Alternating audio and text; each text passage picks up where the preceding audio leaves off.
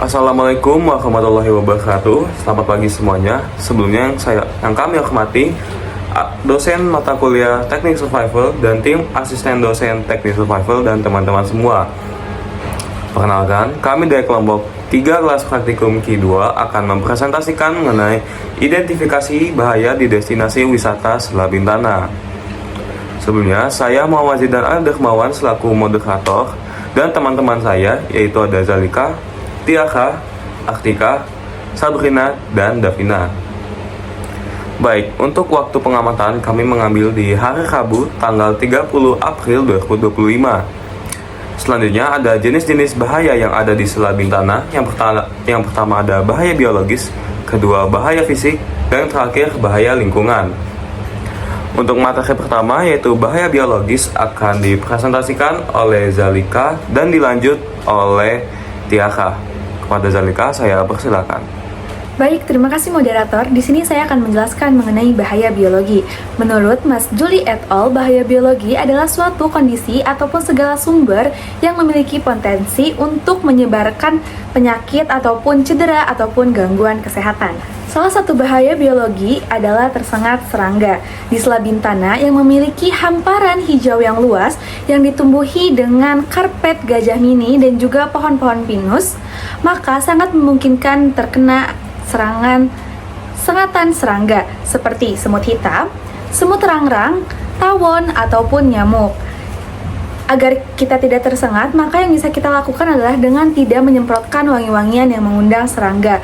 Selain itu, menggunakan lotion anti serangga dan juga memakai pakaian yang tertutup yang memiliki pori-pori yang rapat.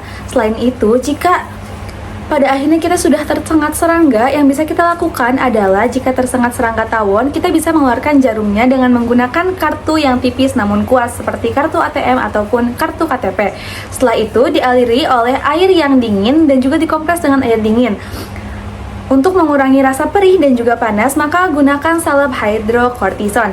Selain itu, jika terkena serangan oleh sengatan semut ataupun nyamuk, maka agar tidak menyebar, daerah yang terkena sengatan tidak boleh digaruk. Baik, bahaya biologi yang kedua adalah terpatuk ular. Di area terbuka seperti Selat Bintana yang masih memiliki tumbuhan alami, semak-semak yang rimbun, dan rumput-rumput yang tinggi, bahaya biologi yang harus diwaspadai yaitu terpatuk ular. Ular biasanya bersembunyi di area yang lembab, semak-semak yang rimbun, dan rumput-rumput yang tinggi. Resiko yang terjadi ketika terpatuk ular yaitu terkena racun yang dapat membahayakan kesehatan secara serius, kemudian infeksi akibat gigitan ular, dan meninggalkan rasa trauma baik fisik maupun psikologis. Adapun cara mengantisipasinya yaitu menggunakan pakaian yang aman, memperhatikan setiap langkah ketika berjalan, dan menjaga kebersihan seperti memangkas semak-semak yang rimbun dan rumput-rumput yang panjang. Baik, terima kasih. Untuk selanjutnya, bahaya fisik akan dipresentasikan oleh Sabrina dan dilanjut oleh Aktika. Pada Sabrina, saya persilakan. Terima kasih moderator, saya akan menjelaskan bahaya fisik. Yang pertama, cuaca ekstrim. Bahaya fisik adalah suatu kondisi atau faktor lingkungan kerja yang dapat menyebabkan cedera ataupun gangguan kesehatan. Adapun potensi resiko bahaya di destinasi wisata Selat Bintana, yang pertama yaitu jarak pandang yang terbatas yang dapat mengganggu aktivitas pengunjung ataupun proses evakuasi. Lalu yang kedua adalah benda jatuh seperti ranting pohon ataupun papan petunjuk yang tidak kokoh. Lalu yang terakhir adalah permukaan licin yang menyebabkan pengunjung dapat tergelincir ataupun terjatuh.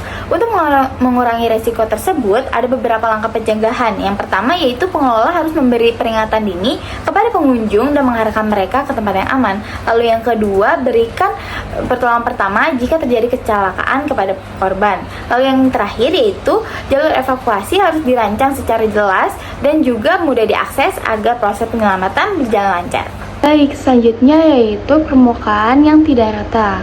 Di Selat Bintana ini merupakan tempat wisata yang dikenal oleh banyak orang karena kesejukannya dan keasriannya. Namun adapun potensi bahayanya yaitu seperti permukaan yang tidak rata. Nah, adapun potensi risiko bahayanya yaitu seperti hilangnya keseimbangan.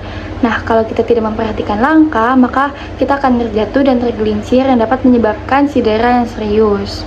Nah, untuk penanggulangannya itu kalau misalkan kita sebagai pengelola dan tahu ada potensi tersebut, maka kita harus meningkatkan kesadaran pengunjung dengan menyampaikan informasi bahwa permukaan tanahnya itu tidak rata. Namun untuk anak-anak, kita harus mengingatkan kepada orang tuanya agar lebih mengawasi dan memantau anaknya. Baik, terima kasih. Untuk selanjutnya, bahaya lingkungan akan dipresentasikan oleh Davina. Kepada Davina, saya persilakan. Baik, terima kasih moderator. Saya akan menjelaskan mengenai bahaya lingkungan. Bahaya lingkungan menurut Kansel dan juga Malkan mencakup polusi dan juga kerusakan yang disebabkan oleh pertumbuhan dan juga sektor industri yang dapat menimbulkan resiko terhadap lingkungan dan juga kelangsungan hidup manusia. Salah satu contohnya adalah pohon tumbang. Potensi risiko dari bahaya pohon tumbang yaitu kerusakan fasilitas, cedera serius hingga kematian, lalu terputusnya akses jalan. Cara penanggulangannya itu dengan melakukan pengecekan berkala, pemangkasan dan juga penambangan selektif, dan juga penataan kawasan wisata. Sekian dari saya kembalikan kepada moderator. Baik, terima kasih. Yang terakhir, ada kesimpulan.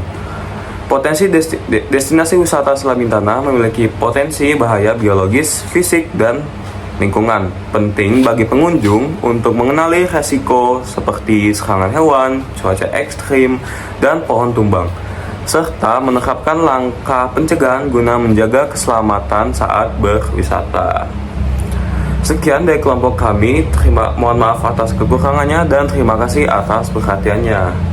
Kami pamit undur diri. Wassalamualaikum warahmatullahi wabarakatuh.